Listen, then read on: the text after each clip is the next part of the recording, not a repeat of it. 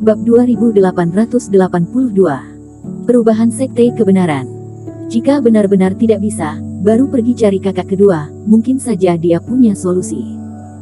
Intinya, masih ada waktu sebulan lebih, dirinya masih ada kesempatan untuk mencarinya. Vinola dan Merah Sakti, dalam periode waktu ini juga mencari di seluruh jalur gunung sihir, dan mungkin saja mereka juga akan mendapatkan sesuatu. Tapi tempat yang paling bisa diandalkan tetaplah Sekte Haoyue. Setelah tinggal di Sekte Kebenaran selama sehari, Erikin juga tidak santai, dia pergi mempelajari situasi perkembangan Sekte. Benar saja, seperti yang dikatakan Nicholas Peng, sejak upacara pembukaan Sekte Kebenaran, corak Istana Dewa dan kekuatan ketenarannya selanjutnya disebarkan oleh para kultivator yang ikut serta. Sekitar sebulan terakhir, Sekte Kebenaran berkembang sangat cepat. Belum lagi para kultivator yang semula tergabung dalam aliansi darah, semuanya dengan inisiatif sendiri datang memilih, bahkan beberapa bibit yang baik dalam jangkauan sekte sekitarnya, memilih untuk bergabung dengan Sekte Kebenaran. Lumayan baik, hanya saja kekurangannya adalah seluruh sekte terlihat sangat berat, kultivator tingkat menengah ini tidak dapat mewariskan warisan mereka kepada generasi mendatang.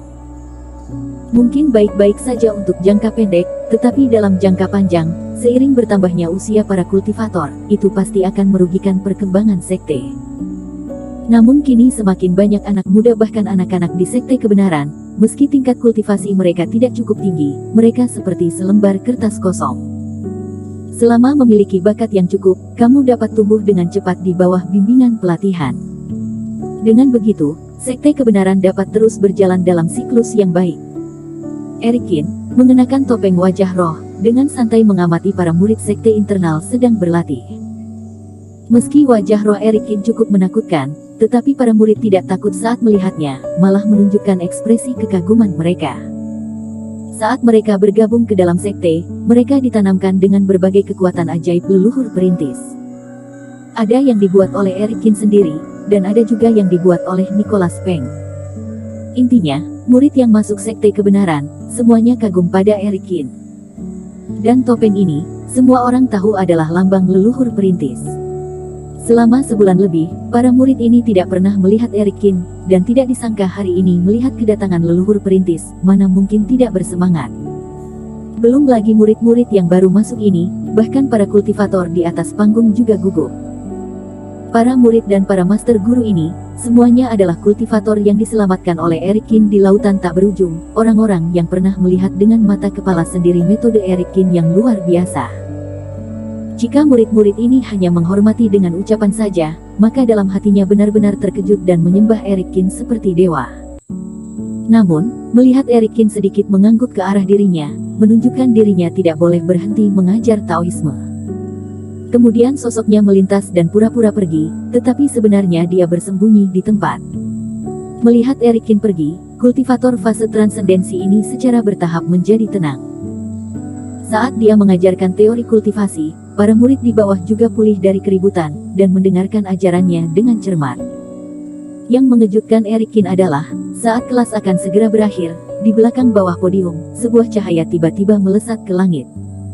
Ternyata adalah murid yang sedikit kurus, dan dalam pengajaran gurunya, dia menyadari sesuatu dan menerobos rintangan alam. Ini Stanley Chang lagi. Bocah ini benar-benar sangat hebat.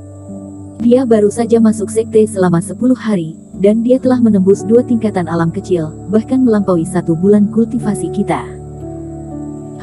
Tidak peduli seberapa hebatnya dia, memangnya kenapa? Keluarganya tidak pernah ada keturunan kultivator, dia itu terlahir sebagai pemburu yang miskin, dan tidak memiliki masa depan yang baik. Murid lainnya ada yang kagum, dan beberapa sangat cemburu. Saat pengajaran selesai, Stanley Chang, sama seperti orang lain, memberi hormat kepada guru di atas panggung, dan kemudian pergi perlahan. Erikin menyadari Stanley Chang pergi sendirian dan tidak punya teman, tampak jelas sangat kesepian. Setelah murid-murid ini bubar, Erikin muncul lagi dan memanggil kultivator itu kemari. Leluhur perintis, Stanley Chang ini memang bibit yang baik. Meskipun latar belakangnya tidak bagus dan bakatnya hanya menengah ke atas, dia sangat pekerja keras dan cerdas. Dia sering dapat memahami niat dan tujuanku setelah aku menjelaskannya sekali saja. Di antara para murid yang sudah sebulan lebih, aku yang paling yakin dengan dia, dan aku dulu pernah menjadi seorang kultivator di Sekte Kebenaran.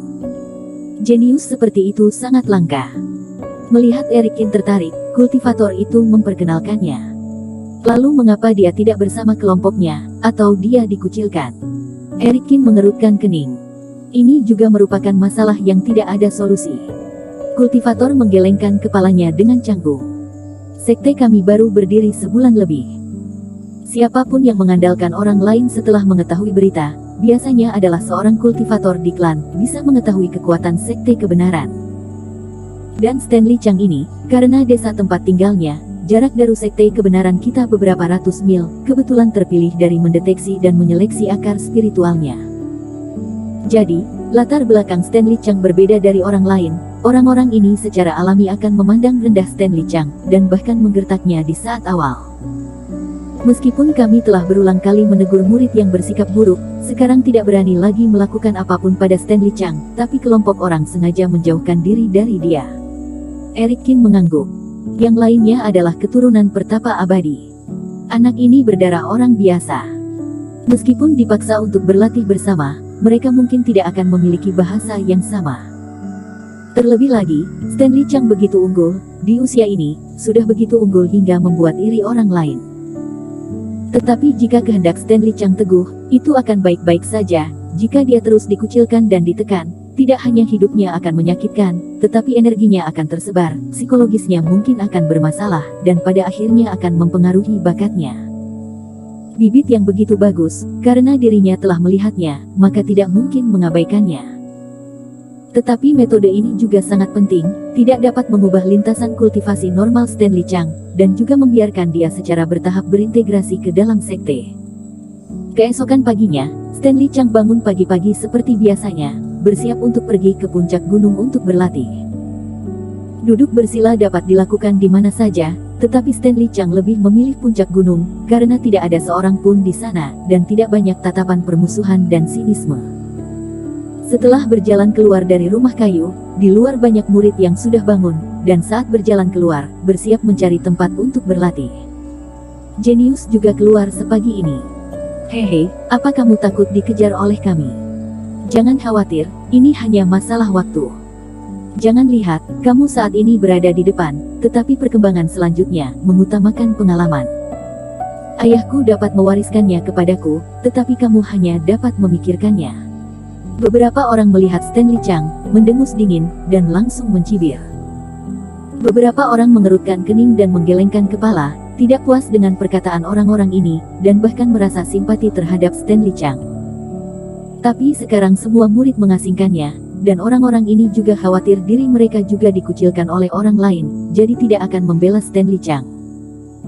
Stanley Chang sudah lama terbiasa dengan ejekan ini, dia mengepalkan tinjunya dan menuju ke puncak gunung dengan kepala tertunduk. Angin sepoi-sepoi yang sejuk di pagi hari membuat hatinya yang kesal sedikit membaik. Saat dia berjalan, sebuah bayangan tiba-tiba menimpanya. Bersambung.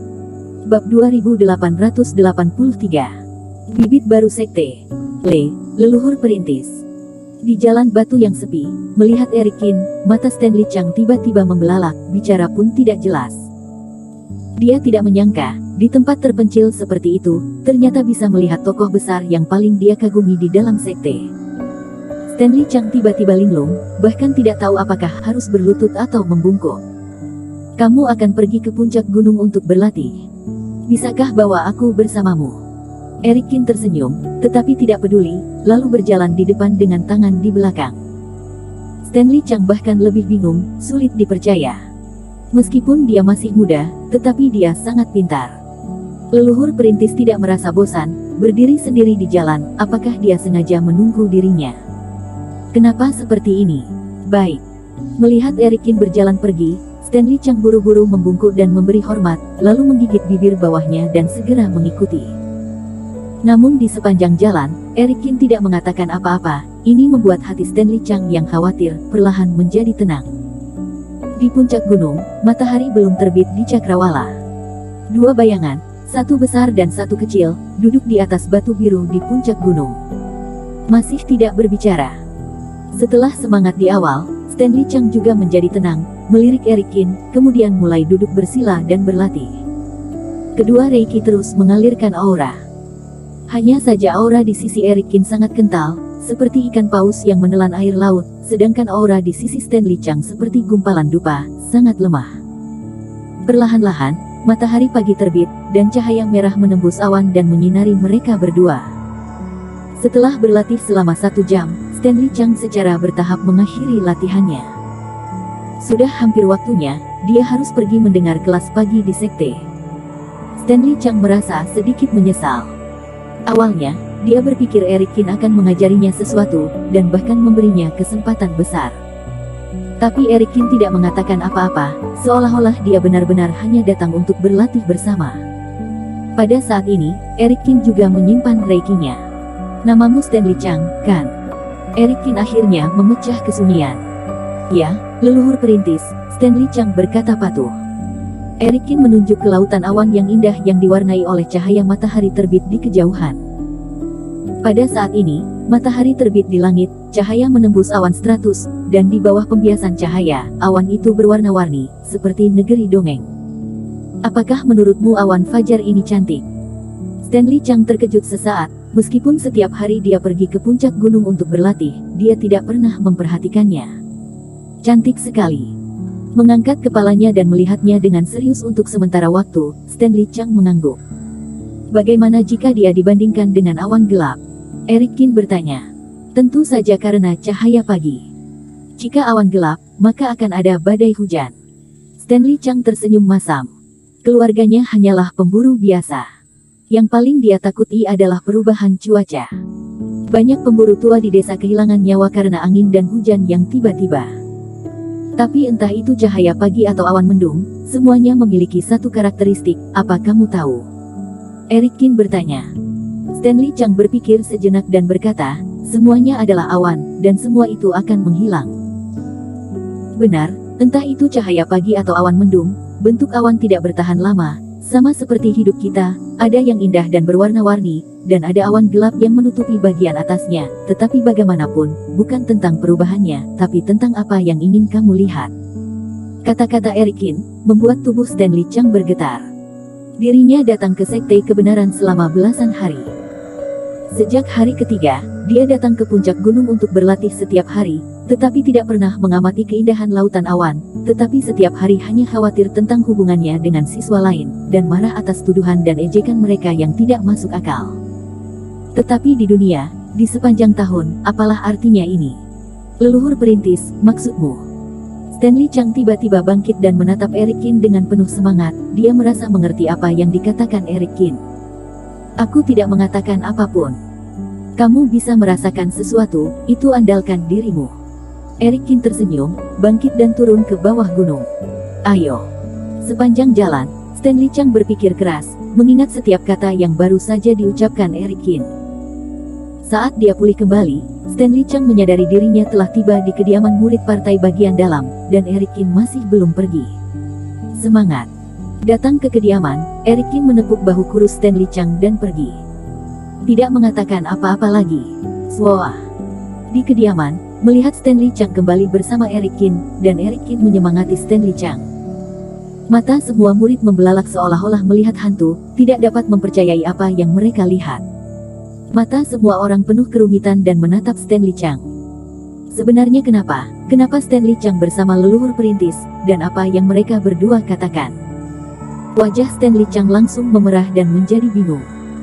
Dia belum pernah ditatap oleh begitu banyak orang, dan tatapan mata bukan niat jahat, tetapi kagum dan keraguan, tetapi lebih banyak terkejut. Adik seperguruan Chang, itu barusan senior leluhur perintis, kan? Dia turun gunung bersamamu. Ada orang terkejut, datang dan bertanya. Ya, apa yang leluhur perintis katakan? Dia menepuk bahumu, penampilan menyemangati, benar-benar membuatku iri setengah mati. Aku sudah mengatakan sejak lama, adik seperguruan Chang adalah jenius paling menonjol di partai bagian dalam kita, dan leluhur perintis pasti menyukainya, haha. Banyak murid berkumpul dan berbicara dengan penuh semangat. Beberapa orang masih membenci Stanley Chang dan mendengus. Tetapi meskipun mereka semua adalah darah seorang kultivator, mereka juga dibagi menjadi beberapa tingkatan, dan tidak merasa senang terhadap satu sama lain. Sekarang Stanley Chang telah dihargai oleh Eric Kin, sebagian murid yang awalnya tidak senang dan mengasingkan Stanley Chang, mendekat kemari. Dulu mereka tidak berani, tapi sekarang sudah disetujui oleh leluhur perintis. Apa mungkin kalian masih berani membangkang kepada leluhur perintis? Kakak-kakak seperguruan, leluhur perintis di atas gunung, memang memberitahu aku sesuatu. Stanley Chang tersenyum dan mengulangi apa yang dikatakan Eric Qin. Pagi yang cerah dan awan mendung, kata-kata leluhur perintis ini cukup filosofis. Di dalamnya ada teori yang bagus, nanti aku harus bertanya kepada Master Guru. Semua orang mendengarkan ini, semuanya mengangguk. Pernyataan ini jelas mengandung kebenaran dan bukan sesuatu yang bisa dibuat-buat oleh Stanley Chang. Dan Stanley Chang bersedia membaginya dengan semua orang, ini membuat mereka cukup bahagia. Hal ini menunjukkan bahwa Stanley Chang bukanlah orang yang egois yang tidak mau berbagi. Adik seperguruan Chang, setelah mendengarkan apa yang dikatakan leluhur perintis kepadamu, aku juga tidak boleh mendengarkannya dengan sia-sia. Datanglah ke tempatku malam ini, kami memiliki kelompok kultivasi, masing-masing berbagi pengalaman lain, dan semua orang dapat tumbuh bersama. Besok datang ke tempatku. Aku lihat adik seperguruan Chang terlalu kurus dan lemah. Keluargaku pandai dalam berbagai ramuan obat. Kebetulan aku memiliki beberapa jenis obat mujarab, bisa untuk adik seperguruan. Terima kasih semuanya. Jangan berkata seperti itu, adik seperguruan Chang, kami harus berterima kasih padamu. Stanley Chang sedikit bersemangat, ini adalah pertama kalinya dia merasakan hubungan sesama.